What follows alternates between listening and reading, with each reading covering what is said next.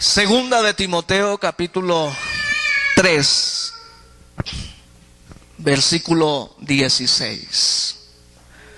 Muy conocido por todos.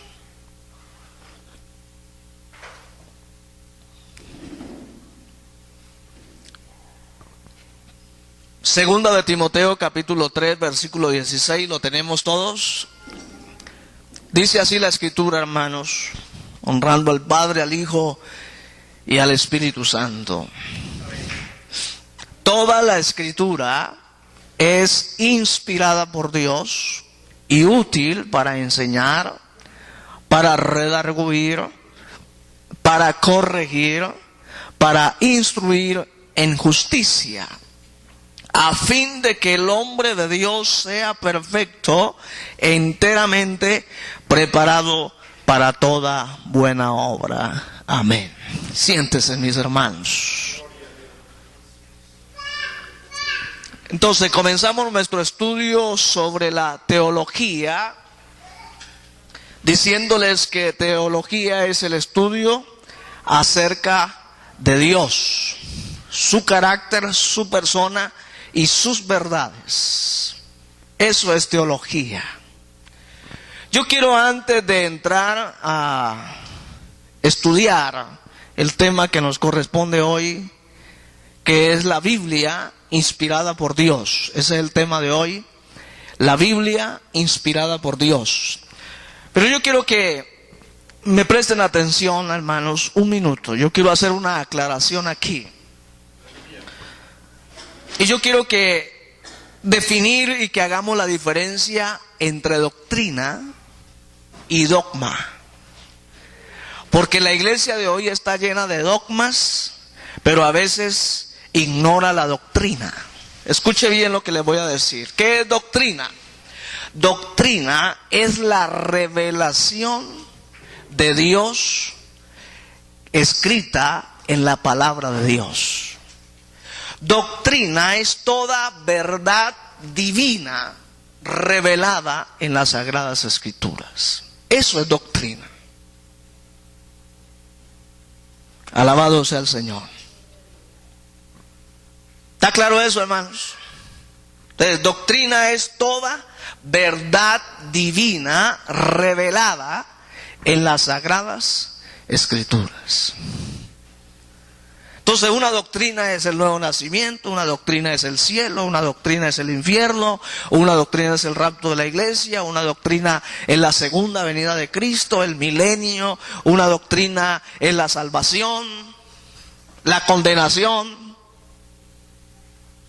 los ángeles, el diablo, Dios mismo. Todo eso es doctrina. La santidad, todo eso es doctrina. ¿Está claro eso, verdad? A eso se le llama doctrina teológicamente hablando. Pero entonces, ¿qué es dogma? Porque la iglesia de hoy está llena de muchos dogmas.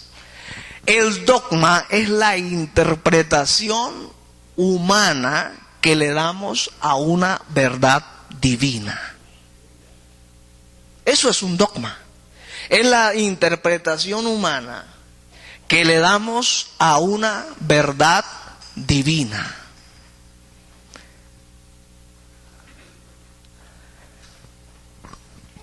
Por eso es que hoy usted encuentra que hay iglesias con algún perfil doctrinal. ¿Por qué? Porque le han dado cierta interpretación a determinada doctrina. Por decir algo, hermanos, los testigos de Jehová, ellos manejan sus propias doctrinas. ¿Por qué? Porque le han dado un concepto o una interpretación humana a determinadas verdades eternas o divinas. Los adventistas, el día sábado es una doctrina, ¿no? O el día de descanso, mejor. Ellos lo consideran y lo ven desde el punto de vista sábado, y para ellos esa es la doctrina mayor, la verdad mayor para ellos. A eso se le llama técnicamente dogma.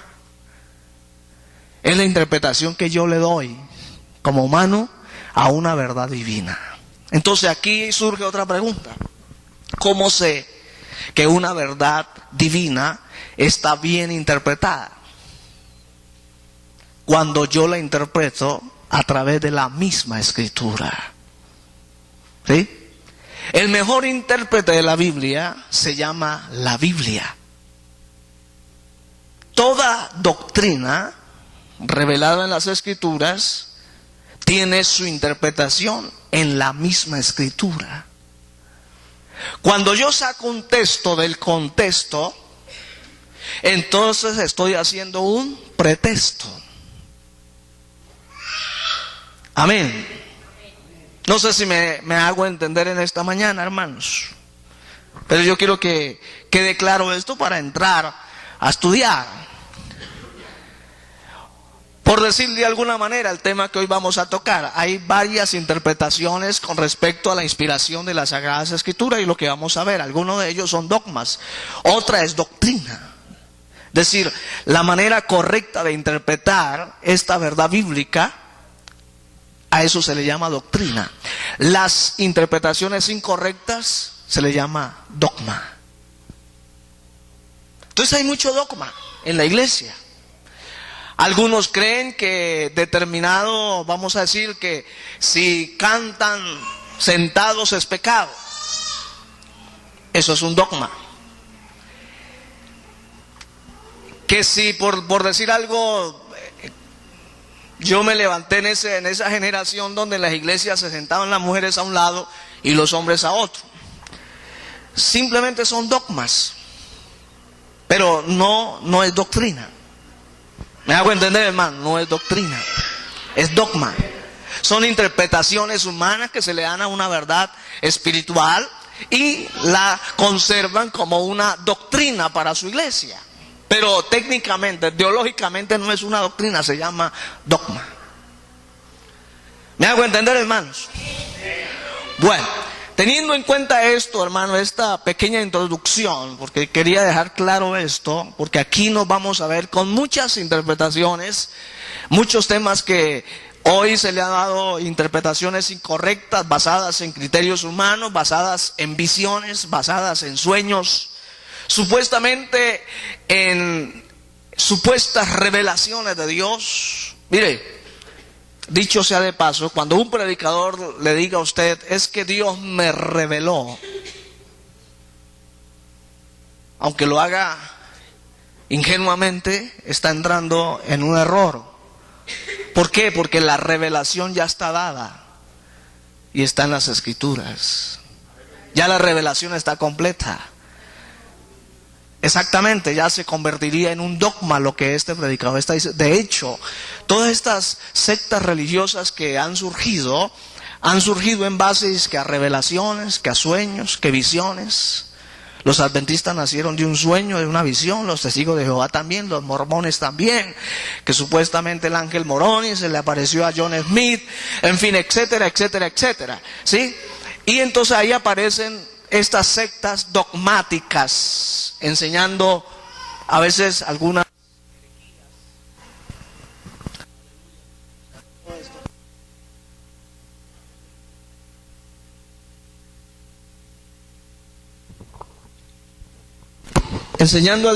herejías, todo por la mala interpretación de las Escrituras. Pero a través de la teología precisamente vamos a ir entendiendo cuál es el camino correcto para darle la verdadera interpretación a las verdades divinas. Entonces, el primer tema a tratar en esta mañana es la inspiración de las Sagradas Escrituras. ¿Por qué partimos de ahí? Porque a mí me interesa saber si la Biblia, el libro que yo tengo en mis manos, es un libro confiable, si es un libro divino, si es la verdad de Dios, o simplemente es un libro cualquiera, común y corriente. Alabado sea el Señor. Entonces, escúcheme por favor. La Biblia es el único libro escrito por inspiración de Dios. No hay otro sobre la faz de la tierra escrito por inspiración de Dios. Ya les voy a explicar de qué se trata la inspiración. En el sentido de que Dios ha guiado personalmente a sus escritores. La inspiración de la Biblia se define como una enseñanza que Dios ha impartido directamente a sus autores y que sin destruir ni anular su propia individualidad, su estilo literario o intereses personales, Dios ha transmitido en la misma su completo e íntimo pensamiento, y así ha quedado registrado por sus autores humanos. Permítame explicarles esto, hermano. Usted tomará nota de lo que entienda así ligeramente, porque entonces no nos da el tiempo para evacuar el tema. La inspiración tiene que ver, hermano, con esa soberanía de Dios al escoger a determinados autores humanos y transmitirles un mensaje, y que estos autores, respetando sus capacidades, el género literario que estaban utilizando, sus capacidades intelectuales, sociales, económicas. Entonces Dios les transmite el mensaje y los escritores lo plasman. Pero la inspiración está en la soberanía de Dios de cuidar que los escritores escribieran exactamente lo que Él quería transmitir o revelar. Es decir, esto no fue que llamó al profeta Isaías y le dijo: Isaías, yo quiero que le diga al pueblo esto y esto y esto, y dígaselo de la manera como usted quiera. No. Le dijo: Isaías, usted es un príncipe, una persona muy docta, le voy a dar la libertad de utilizar sus capacidades humanas, pero voy a estar ahí, vigilante, que a la hora de usted escriba exactamente lo que yo quiero que escriba. ¿Me hago entender, hermano? Esa es la inspiración de la Biblia, hermanos. Sí, cualquiera puede decir: no, pero es que la Biblia lo escribieron hombres. Claro que sí, porque yo no he visto una vaca ni un mico escribiendo, ¿no? Tuvieron que haber sido hombres, hermano, pero hombres inspirados por el Espíritu Santo. ¿Me hago entender, hermano? Por eso Pablo dice toda la Escritura, no dice una parte, no dice determinados libros, no, dice toda la Escritura es inspirada por Dios. Alabado sea el Señor.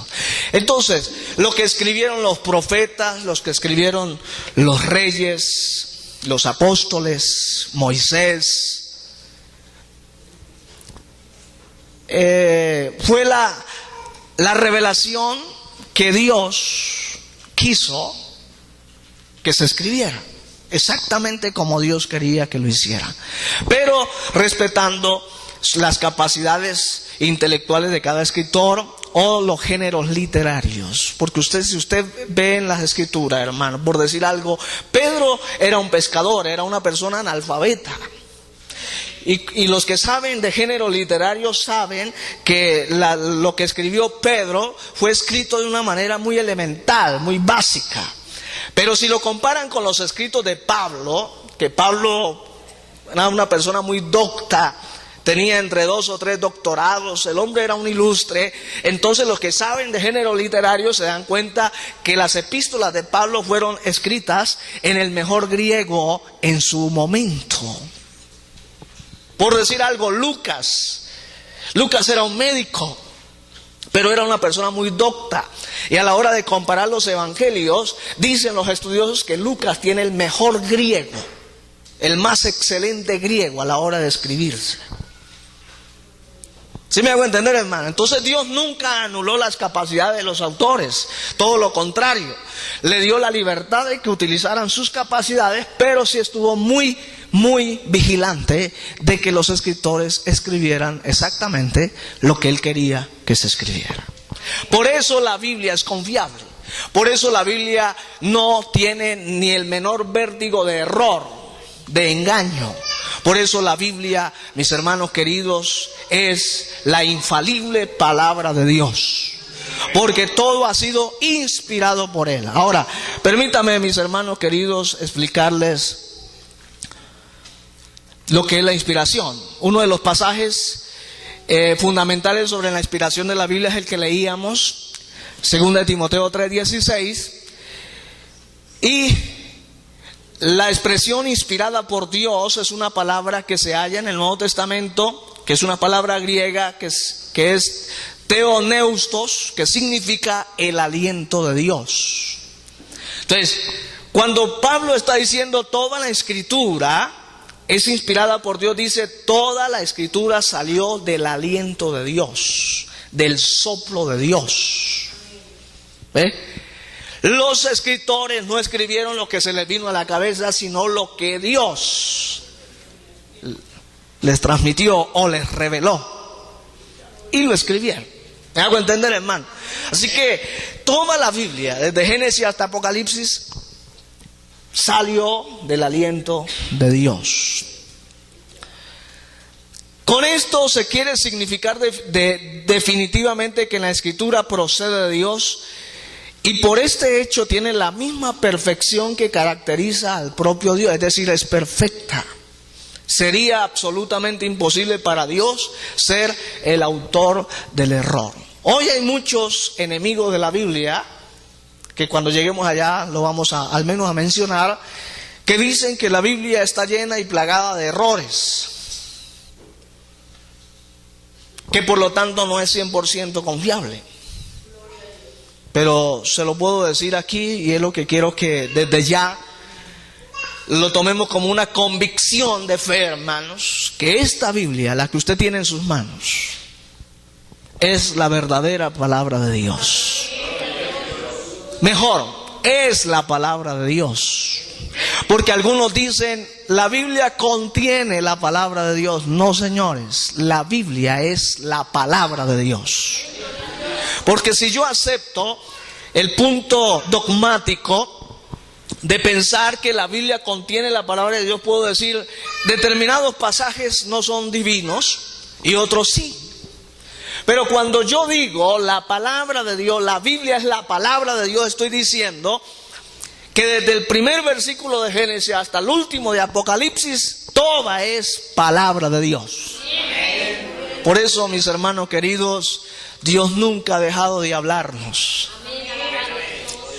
Por eso, si alguno quiere que Dios le hable, no necesita ir a las iglesias expertas en profetas o en profecía, sino ir a la verdadera profecía, que es la palabra de Dios. ¿Alguien quiere oír palabra de Dios? Lea la Biblia, estudie las escrituras, escudriñelas, y ahí va a encontrar la palabra de Dios. Aleluya. El diccionario Webster define a la inspiración de la siguiente manera. Escuche esto. Es la influencia sobrenatural del Espíritu de Dios, ejercida sobre la mente del hombre. Influencia que capacitó a los profetas, apóstoles y escritores sagrados para exponer la verdad divina sin mezcla de error. Entonces, ¿qué es la inspiración? Es la influencia sobrenatural del Espíritu Santo que capacitó a los escritores para exponer la verdad divina sin mezcla de error. Esa es la inspiración. Palabras más, palabras menos. Eso es la inspiración. Les voy a simplemente a mencionar otras dos definiciones rápidamente.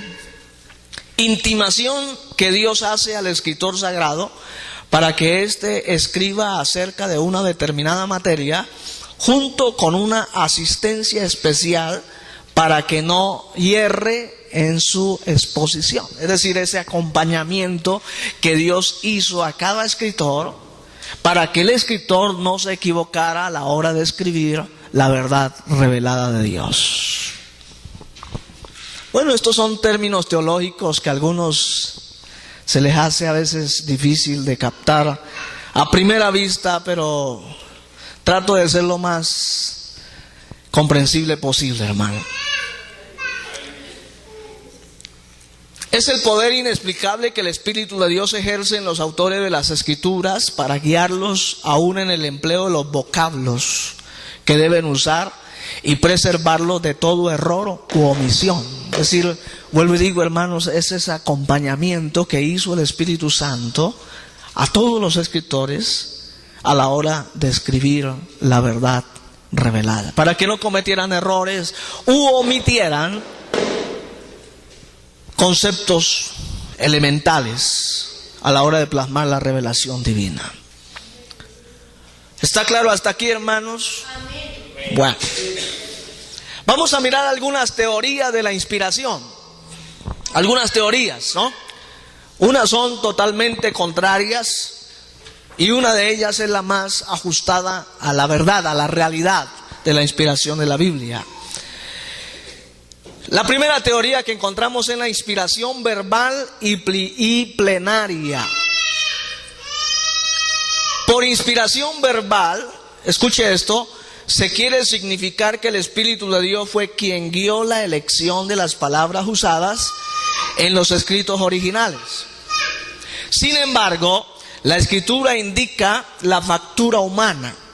Varios libros de la Biblia reflejan las características personales del escritor en estilo y vocabulario, y con frecuencia sus personalidades están expresadas en sus pensamientos, opiniones, plegarias o temores. A ver, les explico esto, hermano. Esta teoría explica lo siguiente: que Dios hizo el acompañamiento, como hemos venido haciendo, para que el escritor no se equivocara a la hora de escribir, pero dejó en libertad a que el escritor utilizara los términos correctos de acuerdo a su capacidad para explicar o escribir lo que Dios quería que se escribiera.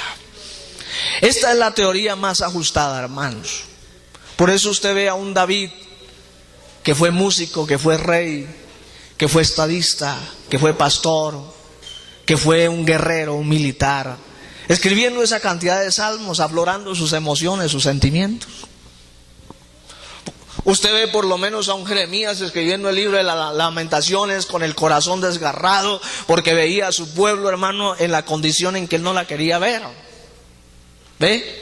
En aras de la persecución babilónica, de que viniera Nabucodonosor, bueno, en fin, todo este contexto histórico. Pero allí vemos a Jeremías desgarrando su corazón escribiendo Lamentaciones.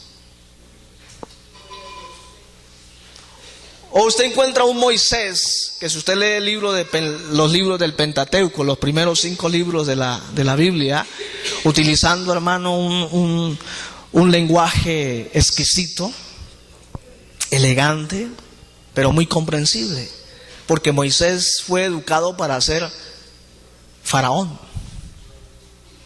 ¿Sabía usted eso, hermano? Que Moisés fue educado para ser el rey de Egipto, para ser un faraón. Por lo tanto, su educación fue exquisita. Estudió en la mejor universidad que había en aquel entonces.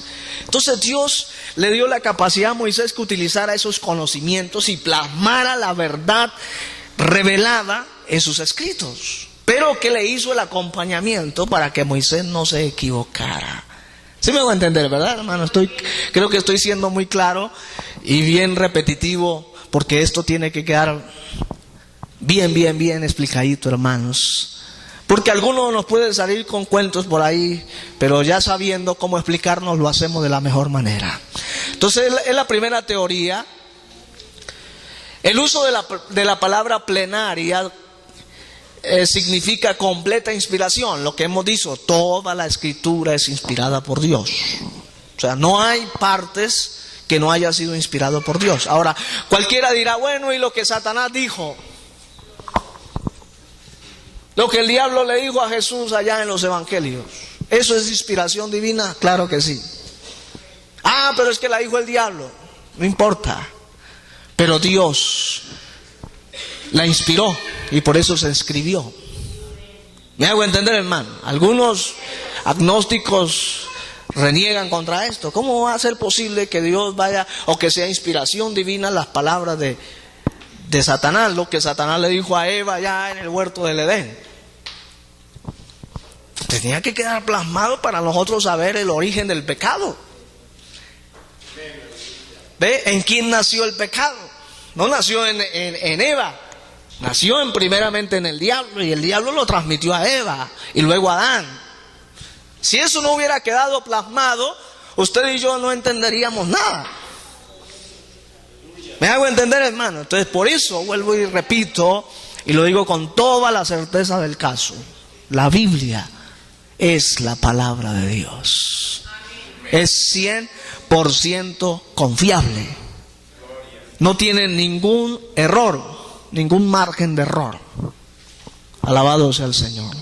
Segunda teoría de la inspiración es la teoría mecánica o del dictado.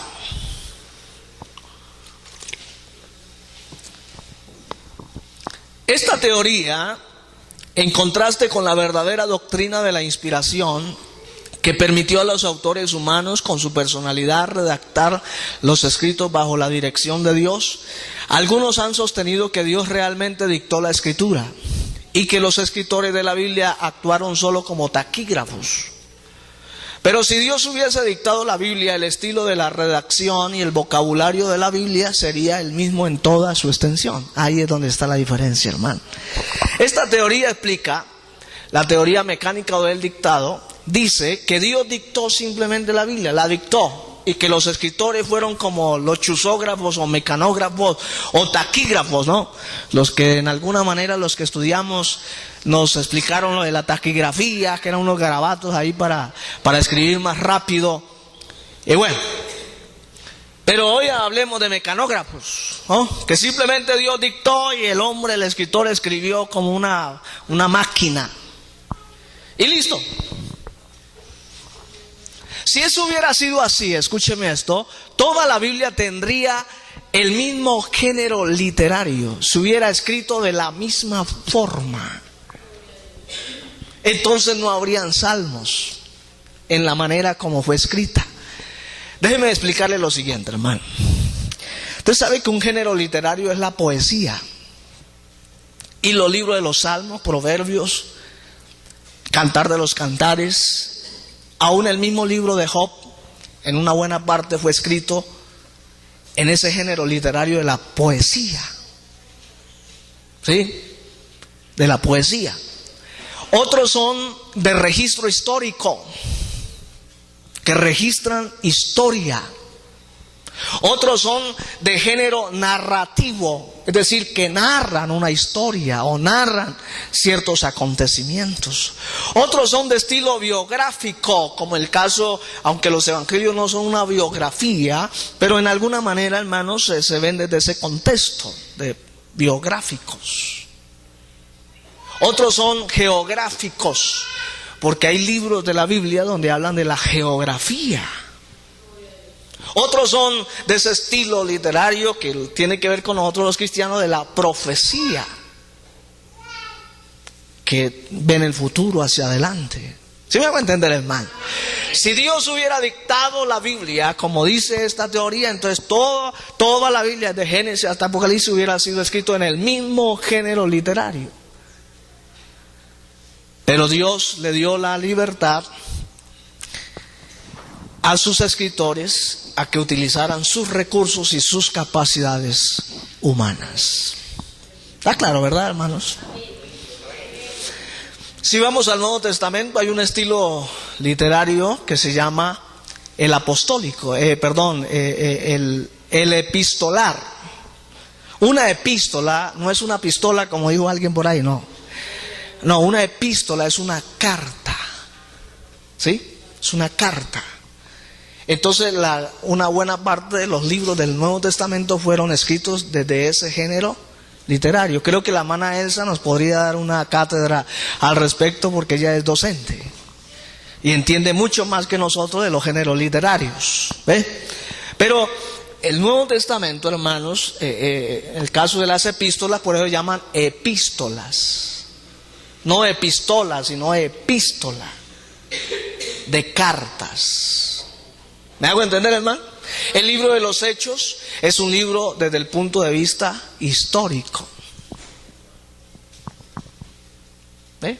Entonces, esta teoría queda anulada porque Dios no dictó la Biblia, la reveló y la inspiró. La tercera teoría, porque hay harto que decir en esta mañana, es la teoría del concepto. ¿Qué quiere decir esta teoría? Algunos han intentado debilitar la completa inspiración de la Biblia y hacen concesiones a la autoridad humana diciendo que Dios inspiró el concepto, pero no las palabras precisas. Esta opinión, no obstante, presenta graves problemas si se piensa en que los autores humanos solo entendieron parcialmente lo que Dios les hubo revelado.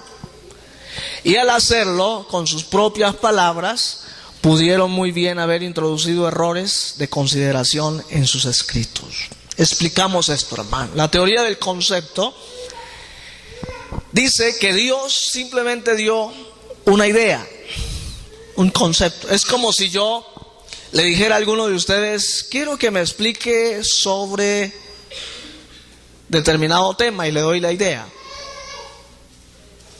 Y entonces usted va y rebusca por allá, se mete a la internet, en fin, busca libros y saca su propia explicación. Algunas de ellas pueden ser muy certeras, otras pueden ser equivocadas. Si así hubiese sido, entonces la Biblia estaría muy expuesta a contener errores humanos. ¿Por qué? Porque yo puedo pensar 10 veces, o sea, tener 10 criterios distintos de una sola cosa. Les voy a poner un ejemplo muy sencillo, hermano. Yo les digo, miren este objeto que tengo, ¿sí? Mírenlo bien. Y si yo les pregunto, algunos me dirán, es una revista, otros me dirán, es un libro, otros dirán que es otro objeto, que algunos lo verán redondo, otros lo verán como un triángulo, otros lo verán, bueno, qué sé yo, hermanos.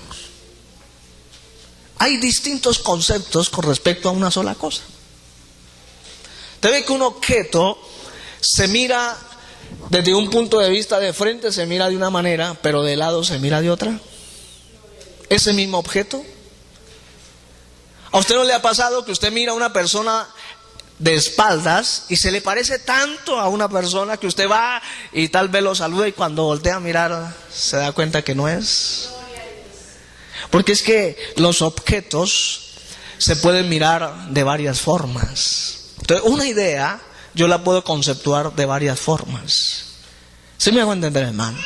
Si yo les digo, háblenme sobre el amor, unos me dirán una cosa, otros me dirán otra, otros me dirán otra, otros dirán es esto, es aquello. Entonces, esa teoría tampoco tiene fundamento, porque Dios sí hizo ese acompañamiento para que sus escritores escribieran lo correcto con respecto a las verdades reveladas. Gloria al Señor. Otra teoría, hermano, es la inspiración parcial. Se han aventurado también otras teorías en el sentido de que solo parte de la Biblia es inspirada. Esto, hermano, no cabe explicación aquí, ¿sí? Ya hemos dicho que toda la Escritura es inspirada por Dios. Que no es que simplemente una parte es inspirada por Dios y la otra no. No, toda la Escritura, desde Génesis hasta Apocalipsis, es inspirada por Dios. Así que esta teoría no tiene peso, hermano. La quinta es la opinión neortodoxa de la inspiración. Es decir, la teoría más moderna que hay es la siguiente. Aunque sin negar necesariamente que existan elementos sobrenaturales en los escritos de la Escritura, esta opinión reconoce que hay errores en la Biblia. Y de esta forma la Biblia no puede ser tomada literalmente como verdadera. La Biblia, considerada bajo semejante teoría, se hace verdadera solo cuando es comprendida y la evidencia de verdad queda igualmente a juicio del lector individual. ¿Cuál es la teoría moderna? De que sí, está bien, la Biblia es inspirada por Dios, pero que tiene errores. Yo le escuché a algún predicador alguna vez decir que la Biblia es un costalado de mentiras. Eso es una ofensa, hermano, contra la veracidad de las Escrituras, la inspiración de las Escrituras. Y claro, esta teoría hoy, hermano, acompañado con el agnosticismo de la gente, es lo que dicen: pero claro, la escribieron hombres y los hombres son falibles, los hombres se equivocan, los hombres hierran, así que la Biblia debe tener errores. Pero ya hemos explicado hasta la saciedad lo de la inspiración, ¿verdad? Así que, hermano, esta teoría tampoco tiene fundamento. La Biblia no tiene errores. Escuche bien y se lo voy a explicar así rápidamente. ¿Qué es lo que ha pasado, hermanos? La Biblia ha sido transcrita y ha sido, vamos a decir, adecuada a los cambios de idiomas y, en el caso nuestro, hermanos, al caso del lenguaje castellano. Si bien es cierto, hay palabras que ya no se usan hoy y han sido reemplazadas por otras, por decir algo. Antes, cuando una mujer estaba embarazada, se dice, y el término bíblico es estaba preñada, ¿sí? Pero es una palabra que en nuestro lenguaje suena feo, no suena muy bonito. Por eso ha sido reemplazada en nuestro castellano para decir embarazada o concibió. O a la hora de dar a luz, no se dice dar a luz sino parió, es el término bíblico. Pero ya hoy ya no se utiliza eso, porque es un término poco brusco. Hoy se dice dio a luz. ¿Sí me hago entender, hermano? Entonces la Biblia ha sido, a lo largo de los años y de las edades, ha sido contemporizada en ese orden de ideas. Y en eso es posible que los que han hecho este trabajo se hayan equivocado y hayan plasmado con respecto a una palabra, por decir algo, parir, y la hayan colocado hoy y de pronto en ese cambio se entienda mal. Por ejemplo, en el Antiguo Testamento, cuando se dice y conoció Adán a Eva y concibió, ese conocer, si no sabemos el contexto, lo podemos malinterpretar. ¿Cómo interpreta usted la palabra conocer o el verbo conocer? Alguien que me explique. ¿Cómo es una persona? ¿Cómo es físicamente? Pero nunca nos deja ver que tiene que ver con la intimidad. ¿Se me va a entender? O sea, literalmente el verbo conocer no es tener intimidad, pero en la Biblia, en el Antiguo Testamento sí. Entonces yo tengo que entender eso. Y si los que estaban transcribiendo la Biblia no saben eso, pues hoy le ponen un verbo o una palabra que la reemplace, que tiene que decir otra cosa menos de lo que quería decir en el original. Entonces, en ese orden de ideas puede que sí la Biblia tenga determinados errores, pero eso no quiere decir que anule completamente la inspiración de las Sagradas Escrituras. Por eso hay que conocer bien la Escritura. Por eso le dije al comienzo que el verdadero intérprete de la Biblia es la misma Escritura.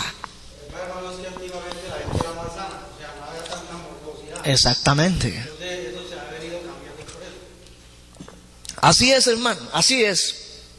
Y por eso usted ve varias versiones de la Biblia hoy. La más usada es la versión 1960, que es la que casi todos tenemos. Pero hay otras versiones que cambian determinadas palabras. Para nosotros los estudiosos hay versiones modernas que nos dan un poco más de luz a la hora de entender un pasaje bíblico, a la hora de entender determinada palabra, ¿sí? Entonces nos dan un poco más de luz, pero no deja ser, hermanos, no deja de ser a veces muy erráticas en algunos conceptos las nuevas versiones. ¿Está claro eso, verdad, hermanos? Tampoco tiene peso. Y por último es la inspiración naturalista. Esta dice que es la opinión más extrema de incredulidad y sostiene que la Biblia es igual a otro libro cualquiera.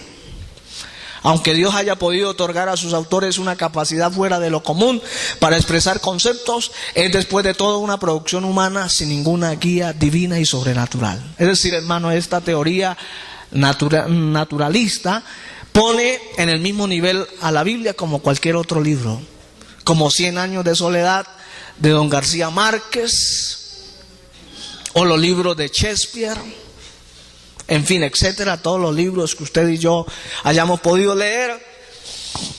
Se lo voy a explicar de la siguiente manera. ¿Sabe por qué la Biblia no es cualquier libro, hermanos? Porque la Biblia no justifica una ni dos lecturas para entenderla.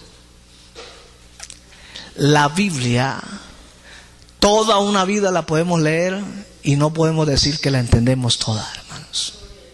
Cambie usted, ¿quién se leyó 100 años de soledad? ¿Usted me puede explicar la historia? Más o menos, ¿sí o no? ¿Cuántas veces la leyó? Una sola vez. Si lo hubiera leído dos, pues tendría más detalles al respecto. Usted y yo podemos leer un libro 2 veces, con 2 veces suficiente para toda la vida. Yo hace muchos años me leí la historia de García Márquez. El coronel no tiene quien le escriba. Y me acuerdo perfectamente de la historia como si fuera ayer que lo hubiera leído. Y solamente lo leí una vez. O el libro de Vargas Llosa que dice: don Simeón Torrente ha dejado de deber. Le debía a cada santo una vela, pero el día que se murió pusieron el letrero: ahora sí, dejó de deber don Simeón Torrente. Alabado sea, se murieron las deudas también. ¿Sí me hago entender, hermano? Con 2 veces que usted se lea un libro, jamás necesita volverlo a leer. Pero la Biblia, mi hermano querido, yo llevo 28 años leyéndola y no puedo decir que la entiendo toda, hermano. ¿Por qué? Porque hay cosas que hace 10 años no entendía, pero que hoy las entiendo. Por una sencilla razón, y es que la revelación es progresiva. Yo no voy a entender la Biblia de una vez toda, no. Dios nos la va revelando progresivamente. ¿Ve? En la medida que vayamos madurando en nuestra vida cristiana, vamos entendiendo mejor las cosas. Por eso a los recién convertidos le damos un discipulado y le enseñamos las cosas básicas, el ABC del Evangelio. En la medida que ese cristiano vaya creciendo, le vamos dando mejores enseñanzas. ¿Ve? Hoy este es un tema, hermano, para gente ya crecidita en el Evangelio, que ya al menos puede captar determinados conceptos y no les hace daño.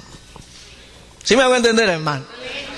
Y vuelvo y digo, en mi experiencia personal hay cosas que hoy las entiendo mejor que hace 10, 15 años atrás, porque Dios nos las va revelando en la medida que pasa el tiempo. Bien, vamos a mirar así rápidamente las evidencias, ¿sí? Las evidencias que tenemos para asegurar que la Biblia es la palabra de Dios. ¿Cuáles son las evidencias que hay? Primero, hay evidencias internas que la misma Biblia nos las da para refutar cualquier concepto o cualquier teoría que quiera desvirtuar que la Biblia es la palabra de Dios. Primero es la evidencia interna. En cientos de pasajes la Biblia declara o afirma por sí misma ser la palabra de Dios. O sea, si la Biblia no fuera la palabra de Dios, ¿por qué la misma Biblia afirma ser la palabra de Dios? Vamos a leer algunos versículos, hermanos, así rápidamente, por favor, ayúdenme aquí. Alguien que me busque Deuteronomio 6, del 4 al 9. Otro me busca Salmo 12, 6. Otro busca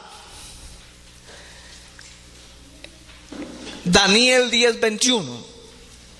Así como por mencionar alguno. A ver, ¿quién tiene Deuteronomio 6, 4? Rápido.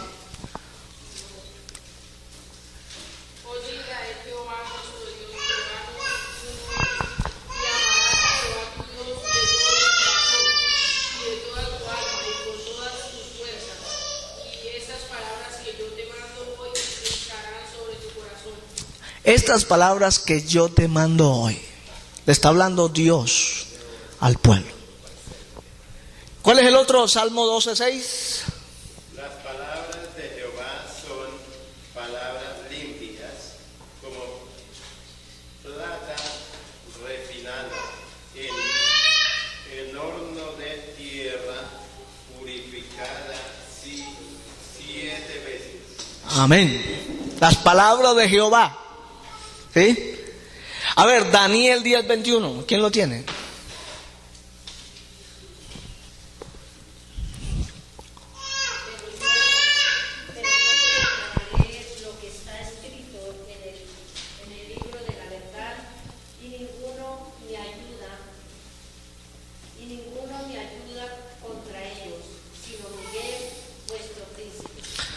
Las palabras que están escritas. Para decir algo más, usted lee los profetas, dice, y vino palabra de Dios al profeta Isaías. ¿Sí? Ezequiel dice, y vino palabra de Jehová a mí, diciendo. Eso afirma, hermano, que lo que se escribió no es el producto de la imaginación de ninguno, es porque Dios estaba allí, hermano. Alabado sea el Señor para siempre. Ahora, así le leamos Hebreos 1, del 1 al 2. Aquí lo tengo rápidamente. Dice, Dios habiendo hablado muchas veces y de muchas maneras en otro tiempo a los padres por los profetas, en estos postreros días nos ha hablado por el Hijo, a quien constituyó heredero de todo y por quien asimismo hizo el universo. Está diciendo, hermano, que en la antigüedad Dios habló a través de los profetas, pero en el tiempo de hoy Dios ha hablado por el Hijo. En fin, hermano, yo le puedo dar un montón de citas aquí que tengo, pero es que el tiempo no nos da para verlas todas. Pero una evidencia interna es que la misma Biblia afirma ser palabra de Dios. ¿Está claro eso, verdad? Bueno, veamos la evidencia y es el testimonio del Señor Jesucristo. Si la Biblia no fuera inspirada por Dios, Jesucristo no la hubiera mencionado. No hubiera afirmado también que es palabra de Dios. De todas las evidencias, sin embargo, una de las más importantes es el testimonio de nuestro Señor Jesucristo.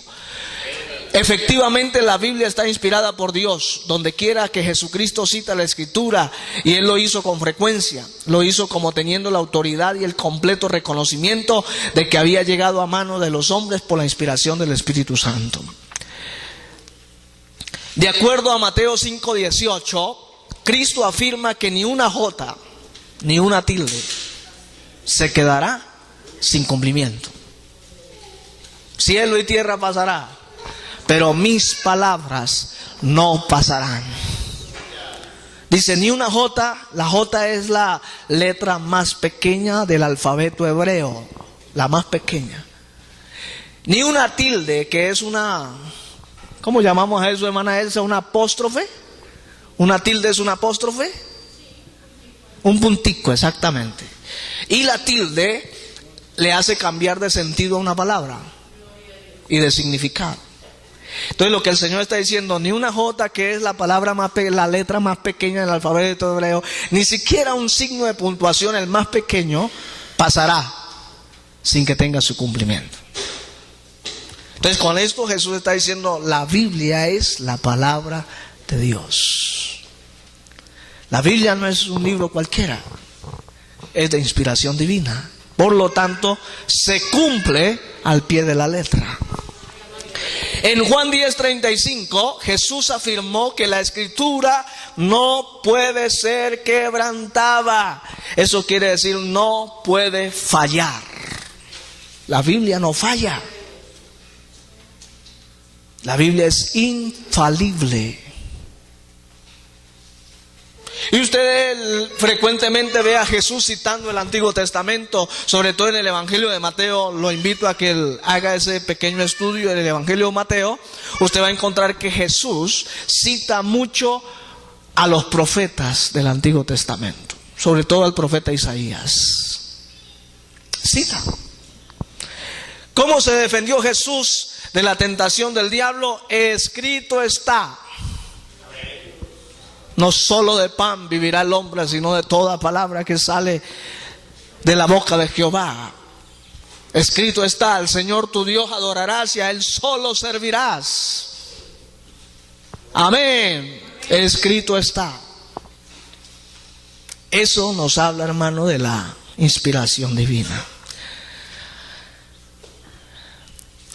Jesucristo no solo afirmó la inspiración y la infalible exactitud del Antiguo Testamento, sino que Él predijo la escritura del Nuevo. De acuerdo con Juan 16:12 al 13, los discípulos iban a recibir la verdad procedente del Espíritu Santo. Usted encuentra aquí a Jesús: es necesario que yo me vaya, pero el Espíritu Santo que va a venir, Él les recordará todas las cosas. Él os guiará a toda verdad. ¿Ve? Entonces Jesús no solamente citó el Antiguo Testamento, sino que profetizó que el Nuevo se iba a escribir. Bueno, dejemos esto hasta aquí, hermanos, y hablemos así rápidamente de las evidencias externas. 10 minuticos más y terminamos, hermano.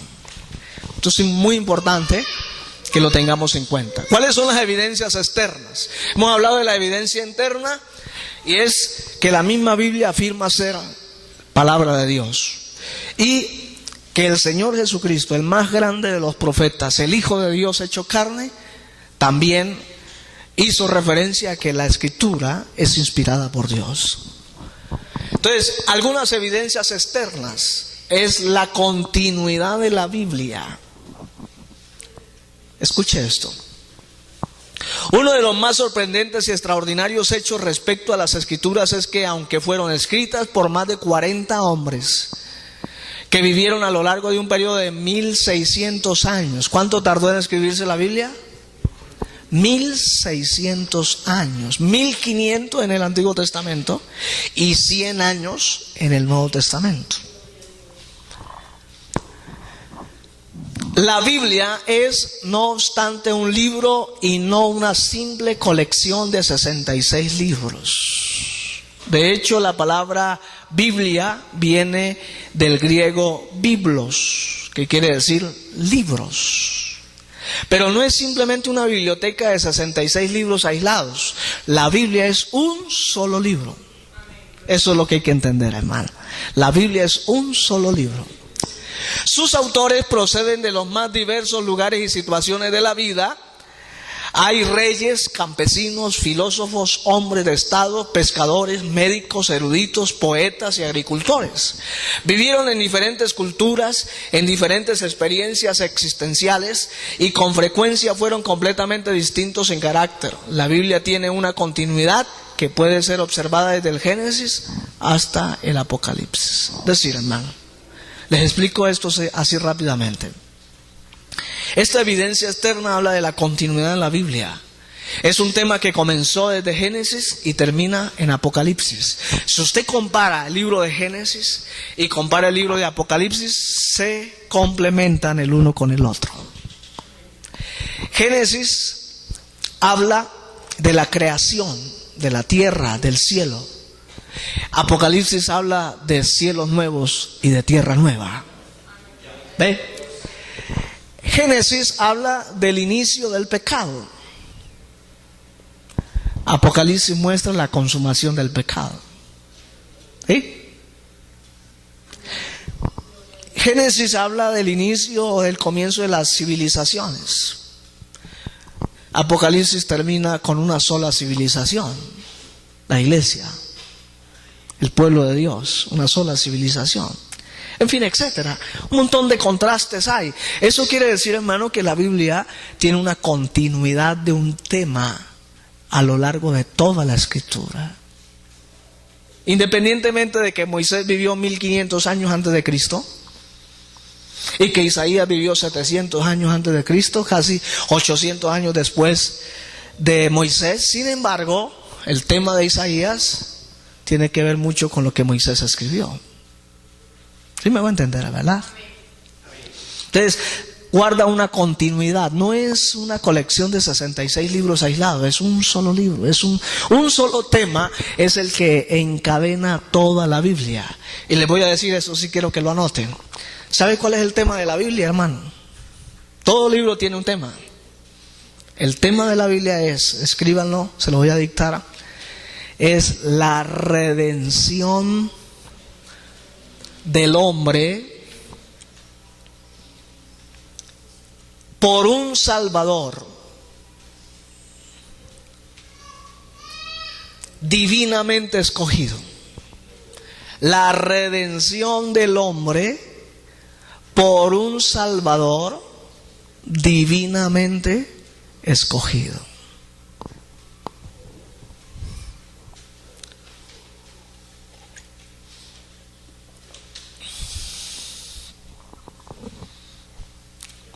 La redención del hombre por un Salvador divinamente escogido. Ese es el tema de toda la Biblia. Moisés habló de Jesús. Los profetas hablaron de Jesús. David en sus salmos habló de Jesús. Los profetas menores hablaron de Jesús. Luego ya en el Nuevo Testamento Jesús vino, se hizo carne. Y luego los apóstoles interpretaron sus enseñanzas. ¿Está claro eso, verdad?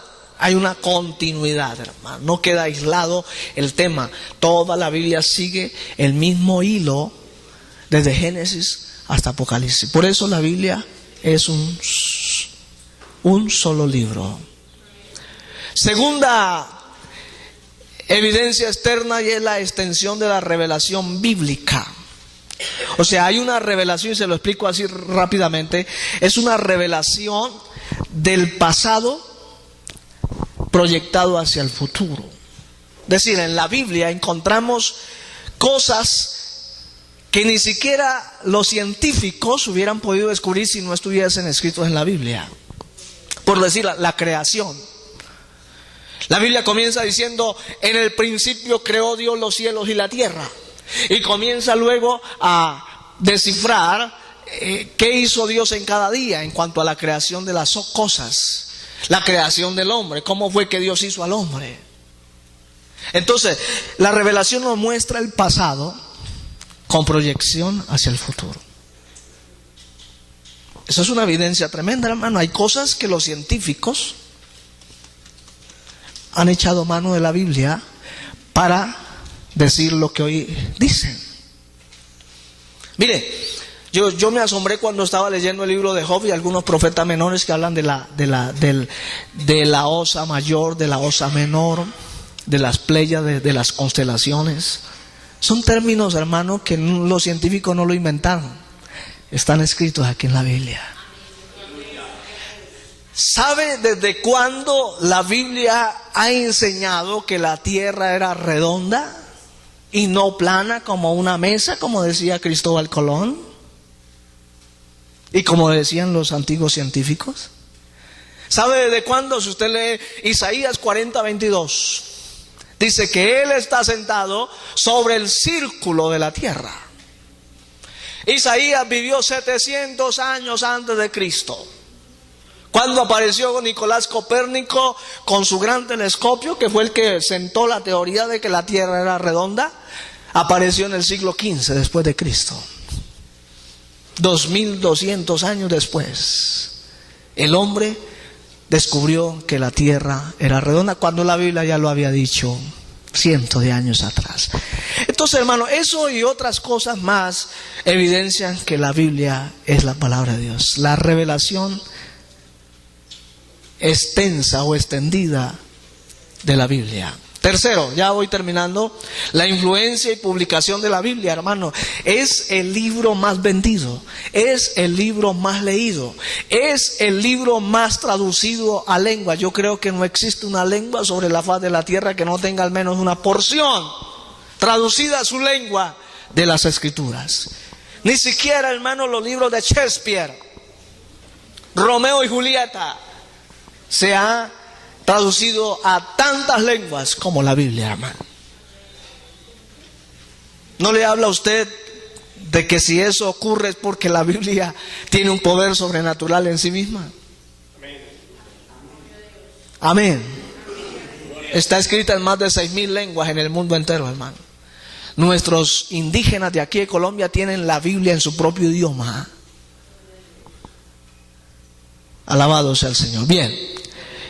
En cuarto lugar, el contenido de la Biblia.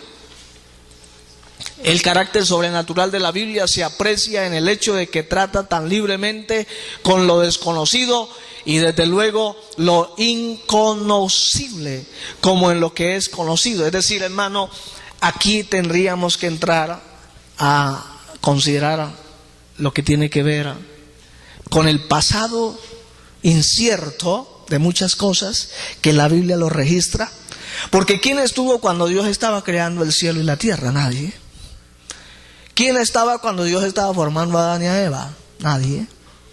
Pero Dios se lo reveló a Moisés. ¿Sí?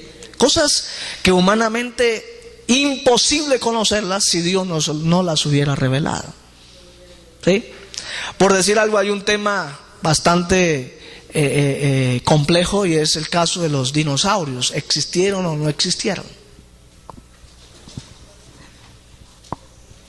Pues permítame decirle que la Biblia me dice de los monstruos marinos. Los dinosaurios sí existieron. ¿Por qué no existen ahora? Porque Dios en el diluvio los destruyó. ¿Ve? Los destruyó. No fue un meteorito que cayó por allá y destruyó a todos los dinosaurios. No, señores. Es que como esos animales eran tan enormes, no cabían en el arca. Y Dios había determinado destruir a todo ser viviente por el pecado de la humanidad. Entre ellos destruyó a los dinosaurios. ¿Me hago entender, hermano? Entonces, hermano, el contenido de la Biblia va desde lo desconocido a lo conocido. ¿Ve? Esas cosas las conocemos porque Dios se las reveló a Moisés, Dios se las reveló a Job, Dios se las reveló a los profetas. Y también, hermano, tiene que ver con la profecía hacia el futuro. ¿Quién conoce el futuro? Solamente Dios. ¿Ve? ¿Quién le reveló a Juan todo lo que hoy está ocurriendo, que es el Apocalipsis, hermano? ¿Se está cumpliendo al pie de la letra? Claro que sí. ¿Pero quién se lo reveló? Dios. Entonces, el contenido de la Biblia es una evidencia externa de que la Biblia es palabra de Dios, hermano. Y por eso hoy, hermano, yo me atrevo a decir que los verdaderos profetas que hay hoy no son los predicadores modernos, son los científicos de la NASA. Son esos científicos que se la pasan en un laboratorio descubriendo cosas y saben, muchos de la NASA conocen la Biblia, hermano. Esos científicos de la NASA que uno cree que son ateos, echan mano de las Escrituras para sus investigaciones. Entonces, el contenido de la Biblia es una evidencia externa de que la Biblia es la palabra del Señor. Quinto, la Biblia como literatura. Oh, mi hermano querido, es considerada como la obra literaria. La Biblia es también algo supremo, es el libro de los libros. La Biblia es considerada el libro más grande sobre todos los libros. Es el más leído, desde los ingenuos, desde los ignorantes, hasta los doctos han leído las Escrituras. Es el libro más vendido. No solamente contiene la historia gráfica, sino la profecía en detalle, la más bella poesía y el drama, relatos de amor y de guerra, las especulaciones de la filosofía y cuanto se relaciona con la verdad bíblica. La variedad de la producción de sus autores está contrastada por la multiplicidad de sus materias. Ningún otro libro de literatura tiene tantos lectores apasionados de todas las edades y de todos los grados de inteligencia y erudición. Y terminamos diciendo que la autoridad sin prejuicio de la Biblia, es decir, hermano, la Biblia es una autoridad. El carácter humano de los autores de la Biblia carece de prejuicios en favor del hombre. La Biblia registra y señala sin vacilar el pecado y la debilidad de los mejores hombres y advierte gráficamente a aquellos que confían en sus propias virtudes de su condenación final. Déjeme decirle algo, hermano. La autoridad de la Biblia. La historia profana nos habla de sus héroes como personas perfectas. La historia aquí de Latinoamérica o de los países bolivarianos nos hablan de un Bolívar que no rompió ni un plato. Pero no se nos dice que Simón Bolívar violó a las mujeres, masacró sin razón, desposeyó a mucha gente, le quitó sus riquezas. Eso no nos lo dice la historia profana. Pero si usted va a la Biblia, usted encuentra a un David que escribe un montón de salmos maravillosos, hermano. Deja ver sus emociones y sus sentimientos, pero la Biblia no le esconde su pecado. ¿Sí me hago entender, hermano? No le esconde su pecado. Nos habla de un Moisés perfecto.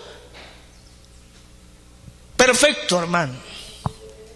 Es más, dice, el hombre más manso sobre la faz de la tierra, pero no esconde ese momento neurálgico en la vida de Moisés, cuando Dios se enoja contra Moisés.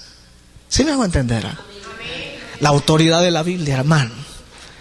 La Biblia habla con autoridad sobre el pecado y le dice al hombre, si no se arrepiente, se va al infierno. El único camino a la salvación se llama Jesucristo.